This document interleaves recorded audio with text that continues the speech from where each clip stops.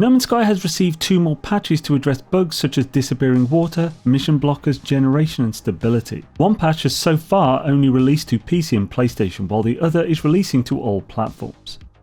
Starting with patch 5.53 released to PC, PlayStation 4 and PlayStation 5. Some gestures weren't stopping their animations when moving, this has now been fixed.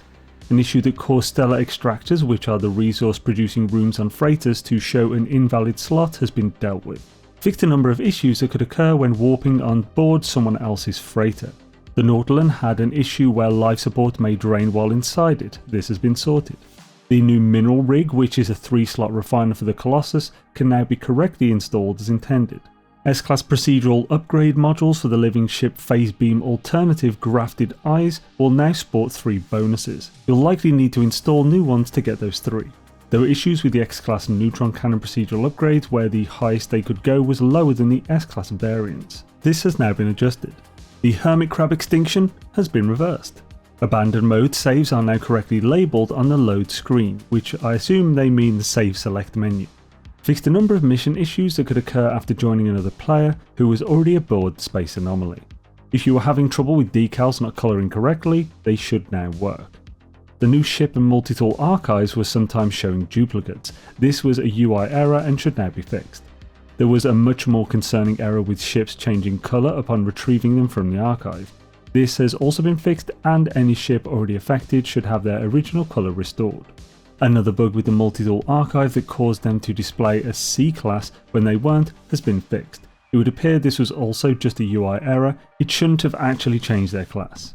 Some important missions have had blocks dealt with, such as a rare blocker at the start of the Artemis missions. This is not remotely specific, so as Awakenings is both a tutorial mission and the beginning of the Artemis PAth main story, I'd imagine it's related to either Awakenings or the next mission, Alone Amidst the Stars.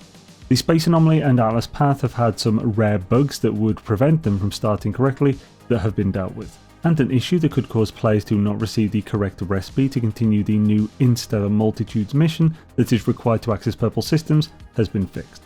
An issue that was causing all water from the new water world planets to disappear has been fixed. This was a huge issue, stranding you on the planet without reloading. It appears it only affected PlayStation 5. This note mentions a number of issues. Whether this includes being able to build bases more than 1,000 new or so from the sea floor without them disappearing on reload is unclear. For the moment, if you wish to do so, I would recommend testing by not creating a restore point after you start building. Then use the autosave and load it to check whether the building parts are still entirely there. This is something that turns any bases a certain distance from the planet's surface invisible and uninteractable. You can still teleport to them, but nothing will be there, meaning you cannot even delete them without a save editor. Planetary rings and rainbows will also now properly reflect on water surfaces, which is great.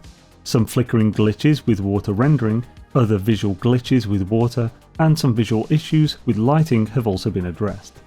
Significant improvement to load times have been implemented when using a large number of mods, as well as a minor optimization for video memory usage. Lastly, for PC and PlayStation only are several crash fixes that deal with creature navigation, animation, and memory management. 5.54 is a much smaller and more direct patch dealing with all platforms, though it, like 5.51 and 5.52, have yet to reach Switch. First off is an issue that could send you to a system with all extreme planets while in the Interstellar Multitudes mission. While it sounds kind of fun, as it's the only system you can do the mission in at a time, it does make sense to chill it out a little. The construct in the Space Anomaly that is required for completing the Interstellar Multitudes mission was not visible for some, this has been fixed. The plants and minerals you scanned that weren't showing in the discoveries list should now show correctly. There was an issue causing empty star systems to spawn too many robotic fauna. This has been addressed, and so discoveries you made regarding these fauna may have changed or been reverted to their correct levels. Fishing on gas giants was proving impossible to get all of the supposedly available types. This was due to gas giants having terribly shallow waters. This has been fixed. Whether water levels are now deeper or you don't need the former depth, it should now be doable. Choppy frame rates on Xbox should now be smooth. Some visual issues that occurred while warping on Intel based machines and when DRS and GTAO were both enabled on Macs with Apple's Silicon have been addressed. And finally, some crashes related to navigation, playing the PS4 version on PS5, and an Xbox specific crash have been dealt with. Those are pretty substantial patches. focusing on some of the major issues plaguing players as well as quite a bit on stability. What issues are left that are affecting you? Be sure to let Hello Games know via the Zendesk. Peace.